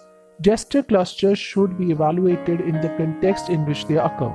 If, for example, someone was sitting at a bus terminal with their arms and legs tightly crossed and chin drawn, and it was a cold day, it would most likely mean that he or she was cold, not defensive. If, however, the person used the same gestures while you were sitting across a table from him trying to sell an idea, the gestures could be correctly interpreted as meaning the person was probably negative or defensive about the situation. Rule 3. Acknowledge cultural differences. A gesture which means one thing in one country can have a dramatically different meaning in another country. For example, the ring gesture shown in illustration 3 is most commonly recognized in Western countries as meaning okay or good.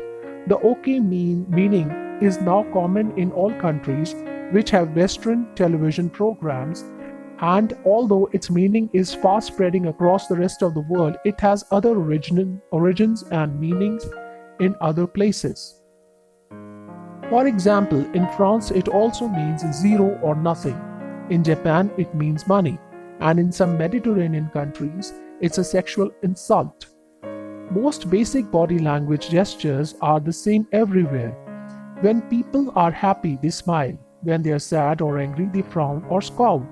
Nodding the head is almost universally used to indicate yes or affirmation, and as already mentioned, this gesture is a form of head lowering. Smiling is probably inborn, as the people born with visual impairments also use it even though they may have never actually seen it. In this chapter, I will present a simple dictionary of body language gestures that are common to most cultures, and these are the things you are most likely to see during face-to-face presentations. Why women are better receivers. As reported in our book, Why Men Don't Listen and Women Can't Read Maps, men's brains are not highly attuned to receiving small non-verbal and vocal cues, which is why many men are often described by women as uncaring or insensitive to others' needs or feelings. Women at social events everywhere say to men, "Didn't you see the look I was giving you? It should have been obvious to you that I wanted to leave the party." It would have been obvious to most women, but not to most men. Men are not callous, their brains are just not programmed to read subtle body language signals. When a woman says she can see someone feels hurt or disagrees with group opinion, she's actually seeing the hurt or disagreement. She's picked up that person's body language is out of sync with the group opinion and it is showing the disagreement. How women can see disagreement, anger, deceit, or hurt has always been a source of amazement to most men. It's because most men's brains are simply not read the fine detail of body language like a woman's brain. This is why attempting to lie to a woman in a face-to-face encounter is unwise. A phone call would be safer. How to learn to read a body language. Set aside 15 minutes a day and read the gestures of other people and to acquire a conscious awareness of your own gestures. A good reading ground is anywhere that people meet and interact. An airport is a particularly good place for observing the entire spectrum of human gestures because people openly express eagerness, anger, sorrow, happiness, impatience, and many other emotions through their gestures. Social functions, business meetings, and parties are fertile fields for study, and watching television also offers an excellent way to learn. Turn down the sound and try to understand what is happening by watching only the picture. By turning the sound up every few minutes, you will be able to check how accurate your non-verbal readings are, and before long, it will be possible to watch an entire program without any sound and understand what is happening, just as people who are hearing impaired do. Use a video camera to film yourself giving a presentation and replay it with the sound off, and have your friends and associates evaluate your performance. An instant guide to body language. Here's a reference guide to some of the most common body language signals you're likely to see during your presentation. Arm crossing. Some observations and origins. Crossing the arms in front of the body shows a detached, closed attitude. It's an inborn gesture in 70% of people cross left arm over right. It's almost impossible to relearn crossing the opposite way. Its purpose appears to be to protect the heart and lungs from attack, and most primates also use it for that reason. Research into this gesture shows that audience members who take this position during a speech can recall 38% less of what is said than those who sit in open position do. When interviewed about the presenter's performance, the arm crossers used shorter sentences, gave less eye contact, sat back more often, and were more critical of the presenter's performance than were the arms uncrossed listeners. Arm crossing can also be seen in several subtle forms, including the half-arm cross, holding hands with yourself, which seems to be a relic from when your parents held your hand if you were nervous, and holding an object with both hands. The purpose of holding a purse, glass, or folder with two hands is to achieve a sense of security by having the arms in front of the body. Fiddling with the ring, watch, or cufflink on the opposite hand achieves the same result. Illustration 7 shows the man on the right using a cluster of gestures in a correct context. He is using the arms crossed position, his legs are spread, male aggression, one eyebrow raised, critical, tight-lipped smile, withholding, and body facing away, disinterested. He is feeling excluded by the other two people who are building a rapport with each other by mirroring. The problems of cause and effect. Let's say, for example, that a person feels negative, defensive, non-participative, or hostile. There is a good chance he will non-verbally signal this by crossing his arms on his chest. We also know from research that in an arms crossed position, a person's retention of what is said diminishes by 40% and his attitude becomes more critical. Try this simple experiment. Sit back and tightly cross your arms on your chest. How do you feel? Restrained? Uninvolved? Non-participative? Study shows that if you cross your arms for any reason, you will begin experiencing the negative effects of this gesture. It's a cause and effect situation. Habitual arm crossers always claim they feel comfortable because the arm crossing gesture will feel comfortable when they feel the corresponding emotions. Even if you don't believe that arm crossing is a negative signal, your listener will unconsciously read you as negative or unapproachable. That's why it is hard to convince a group of people in a cold room. The ideal room temperature for presenting should be 21 degrees Celsius. Some useful strategies. Eliminate arm crossing from your repertoire. Your listeners will remember less of what you say, are more critical of your performance, and will like you less. Practice open body language. Where possible, give your audience chairs with arms. This allows them to keep their arms uncrossed and want to participate more. Avoid having armless chairs too close together, as it encourages participants to cross their arms to avoid touching the person beside them.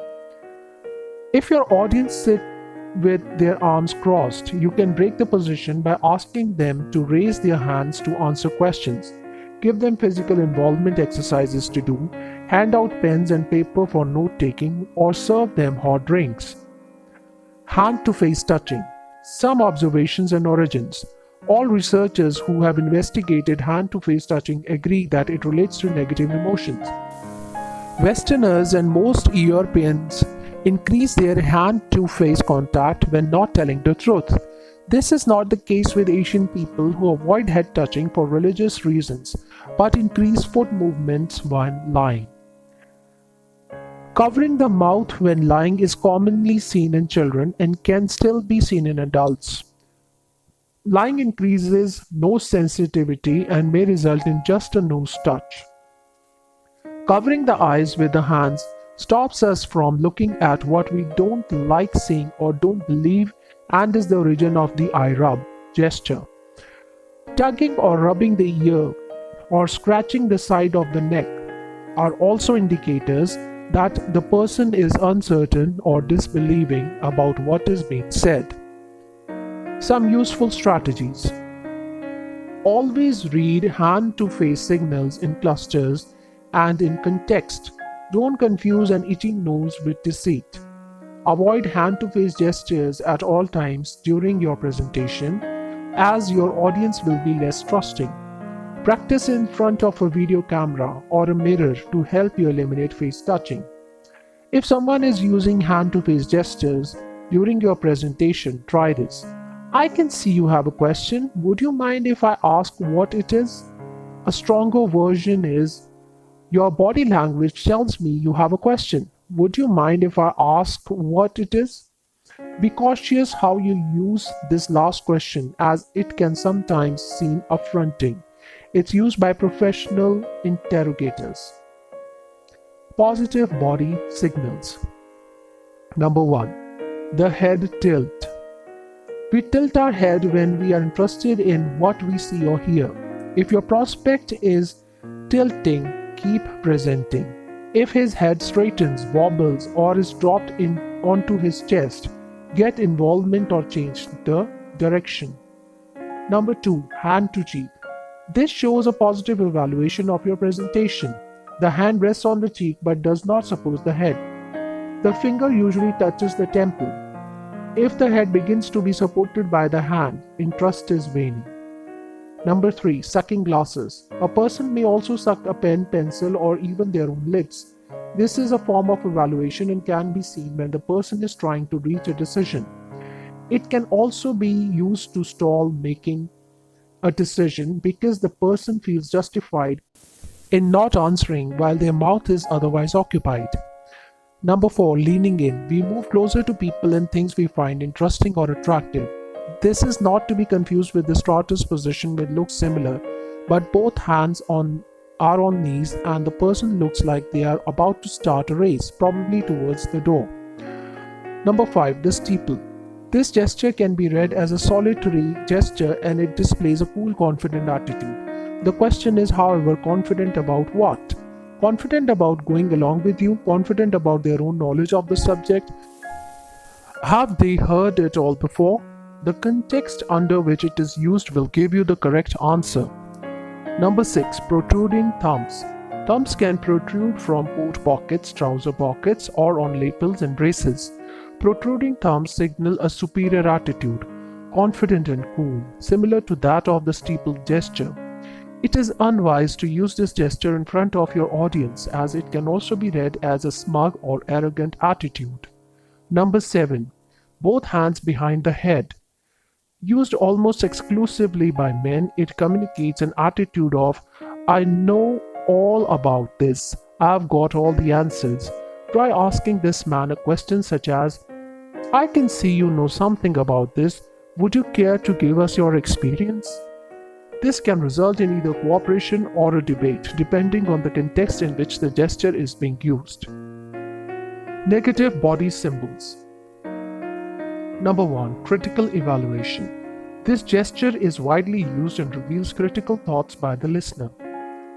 The index finger points directly up the cheek, the thumb supports the chin, and the middle finger is beside or over the mouth. A question like, what's your opinion, can draw out the person's concerns.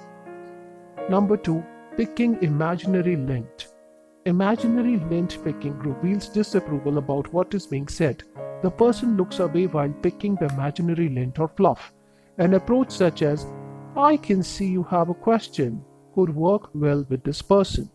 The collar pull. When someone is silently angry, upset, or being deceitful, it causes a tingling sensation in the neck, which gives the person the urge to pull the collar away from the neck.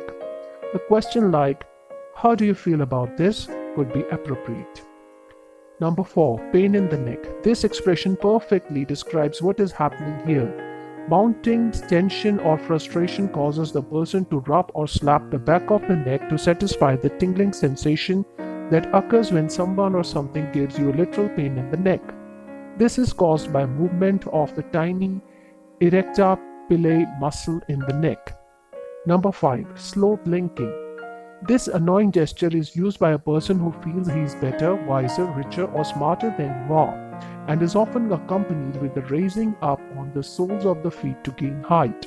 The brain shuts out what it doesn't want to see by closing the eyes. This person may look upon you with contempt. Leg over chair. This has a combination of meanings. First, that the person feels relaxed and self-confident, particularly if it's not his chair.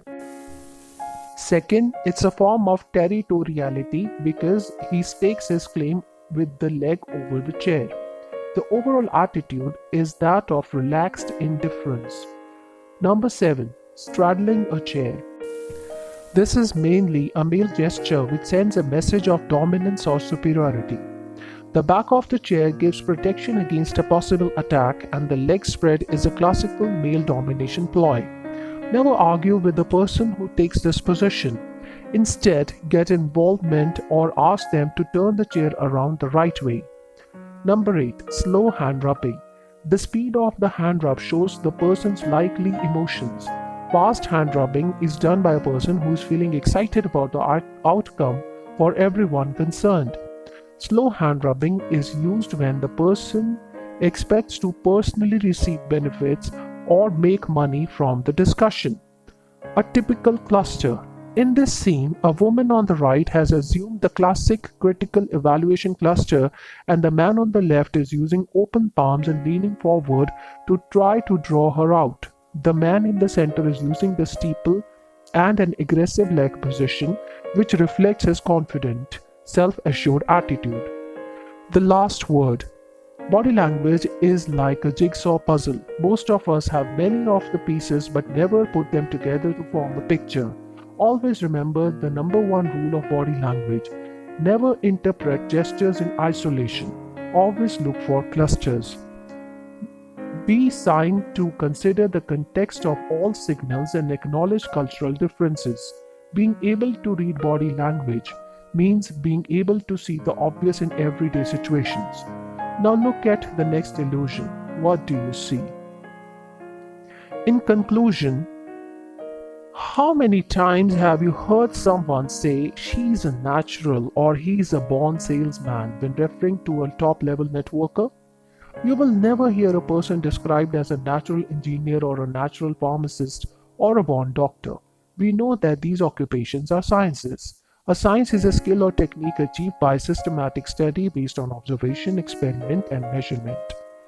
Top-level networkers are not natural or born. Top-level networking is a science, a learnable art, the same as any of the sciences. This book gives you some powerful techniques and shows you how to use them, how to measure and improve your progress, and what to observe when dealing with people. The science of networking is a learnable skill that requires the same dedication, perseverance, and practice as do all the sciences. One of the greatest challenges networkers face on their journey to success is oversensitivity to a negative response. When you use the technique set out in this book, you will understand how every no is in fact a positive step towards achieving your goals. Keeping your averages will prove this to you constantly.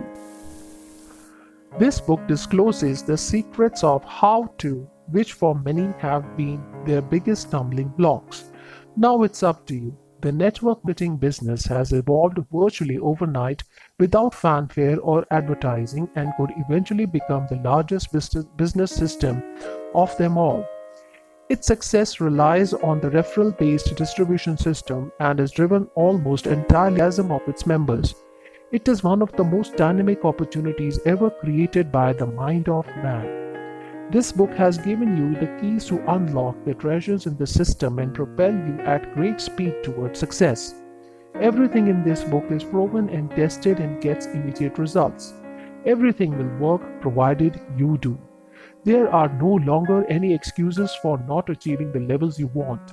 So set your goals and go for it. Allan Pease.